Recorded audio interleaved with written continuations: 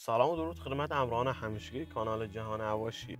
صبح کریستیانو جونیور از خواب بیدار شد توسط جورجینا و خارا سورپرایز شد.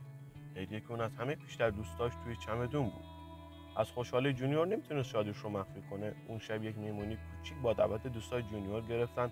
وقتی جونیور گفت این کیک کوچیکه، یک کیک دیگه هم درست کن، جورجینا هم رفت سریع یک کیک دیگه درست کرد.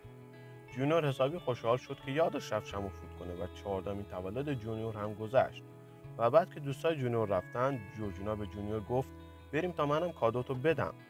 جونیور هم حسابی خوشحال شد و رفت که جورجینا کادوشو بده.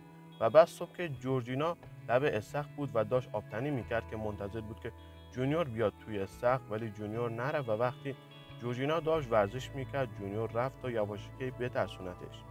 از پشت سری رفت آره همون، و جورجینا توی همون یک هفته که رونالدو و بچهای دیگش نبودن با پسر ناتنیش جونیور وقت گذرون و اشغال کرد. بهتون پیشنهاد میکنم این ویدیوها رو هم حتما ببینید.